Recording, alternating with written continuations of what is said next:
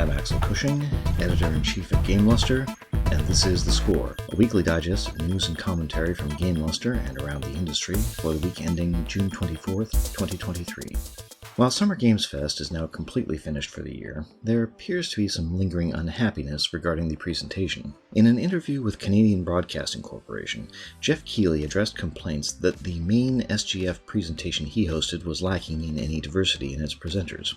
Keighley stated that Melanie Liebert, who plays a starring role in the upcoming Alan Wake 2, was scheduled to appear, but couldn't make it due to scheduling conflicts. Had she appeared, she still would have been the only woman on stage. Quote, "I think generally we do a pretty good job with diversity in our shows," Keighley told the CBC. "That was something that's a fair flag."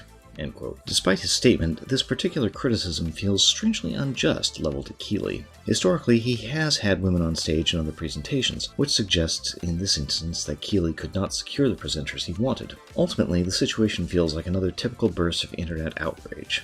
Lots of sound and fury, but soon overtaken by another controversy at any given moment.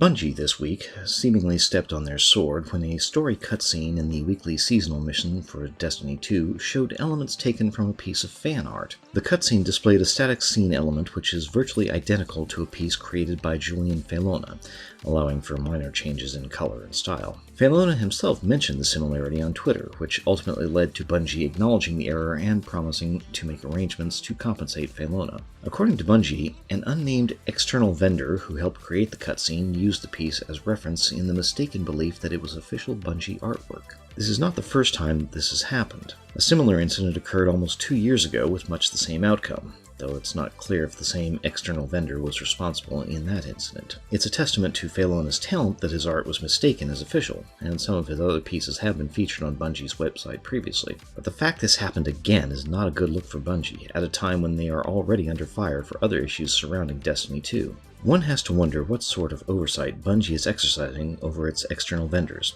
and why they don't seem to have dedicated asset databases which those vendors can utilize. Given the state of other Bungie resources at the present time, it's disappointing, but not exactly surprising. The Entertainment Software Association, in response to speculation surrounding the future of E3, told GamesIndustry.biz that, quote, "No final decision about the event has been made at this time." A piece on Reset Era posted an update from the Los Angeles Tourism Board of Commissioners, which projected future sales results based on the premise that E3 2024 and 2025 would be cancelled. GamesIndustry.biz, whose parent company ReadPop was a co-organizer of E3 this year, received the response from the ESA through a spokesperson, who further indicated the ESA is, quote, "currently having conversations about E3 2024 and beyond." Following E3 2023's cancellation back in March, ESA President and CEO Stanley Pierre-Louis went on record as saying, quote, "We're committed to providing an industry platform for marketing and convening, but we want to make sure we find that right balance that meets the needs of the industry. We're certainly going to be listening and ensuring whatever we want to offer meets those needs, and at that time, we will have more news to share." The ESA is kind of in a tough position. On the one hand, the fact major publishers and hardware stakeholders like Sony and Microsoft are happy to simply have video showcases informing the public of their newest offerings speaks a great deal to their perspective of their needs. On the other hand, opening up the show floor to the public, even with substantial ticket prices, arguably puts a significant strain on the resources available to publishers and developers. Worse, the growing contraction of games media outlets and the rise of influencers also needs to be addressed, and not by the publishers. The ESA needs to find some kind of argument that convinces publishers and manufacturers to come back, that puts a preeminence on actual media outlets instead of solo streamers with delusions of grandeur, and that satisfies the gaming public in a way which outperforms the current state of affairs. Diogenes had it easier. While the injunction trial regarding the merger between Activision Blizzard and Microsoft is definitely taking up a lot of mindshare in the news, another ActiBliz story may have flown under the radar.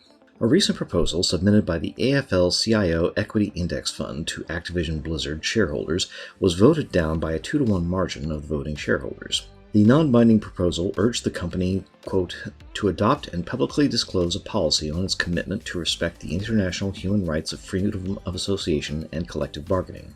The Equity Index Fund wanted the policy to be applied to the entire company's worldwide operations.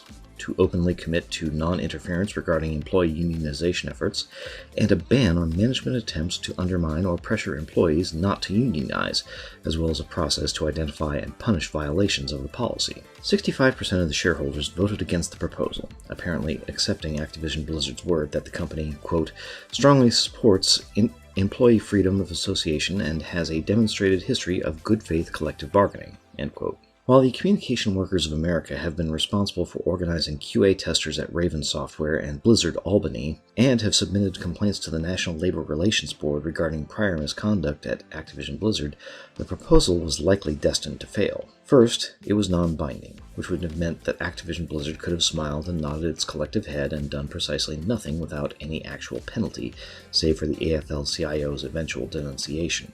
Second, the company is trying to get bought up by Microsoft, so adopting even a non-binding policy which could possibly impact or affect future operations might theoretically nudge Microsoft towards not agreeing to an extension past the breakup date in July. At best, this proposal was naive. At worst, it was a farce. Either way, it did not advance the well-being of any workers, union or otherwise, currently employed by Activision Blizzard. But even this is merely a sideshow to the big story this week, the FTC's injunction trial against the Microsoft-Activision Blizzard merger. The preliminary arguments thus far have basically been rehashes of the same thing we've been hearing since December of last year. The FTC claims the merged companies will stifle competition in the console space. Microsoft claims it's about bringing more players to more devices, as well as getting a better hold on the mobile market by acquiring King and its Candy Crush games. So far, nothing new and earth-shattering. Once the preliminary arguments were over and the testimony began, we got some new information, and it's not exactly flattering to the parties involved. Xbox VP Sarah Bond testified that Activision Blizzard CEO Bobby Kotick strong-armed a more favorable revenue share out of Microsoft, threatening to withhold Call of Duty from Xbox platforms unless Microsoft agreed to the terms. According to Bond, quote, time was limited. We had players whose expectations we wanted to meet, so we ultimately made a decision that it was the best thing for the business. While Bond later testified that Microsoft will agree to 80-20 revenue splits, quote, where we believe it was critical to get that content, end quote, it does seem to contradict responses to questions from Microsoft counsel where she claimed that Call of Duty wasn't a must-have game. Her testimony that Microsoft views Sony and Nintendo as, quote, both competitors and partners tends to cast a bit of doubt about the assertion that Microsoft was trying to get more players on more devices.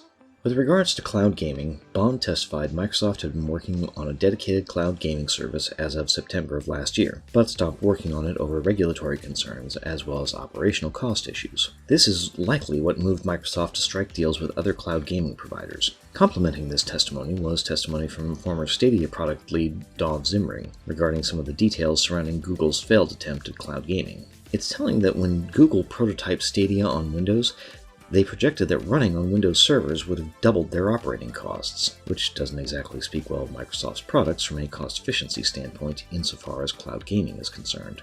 A significant chunk of the court's time on the second day of testimony was filled by Xbox head Phil Spencer. Spencer's testimony tried to paint Xbox as losing the console wars, claiming to be a distant third place after Sony and Nintendo. Spencer also testified that, at one point, Microsoft tried to buy Zynga as a means to get into the mobile gaming market. This would seem to support the notion that King is the more attractive element of Activision Blizzard to Microsoft, though one hesitates to point out there's not much of a reason, short of Bobby Kotick, why King specifically could not have been sold to Microsoft, leaving the rest of Activision Blizzard intact. Indeed, Spencer's somewhat pedantic replies to the FTC's line of questioning suggest this could have been entirely doable. Of course, all that assumes that Bobby Kotick would have been willing to part out Activision Blizzard, which history would suggest he wasn't and still isn't.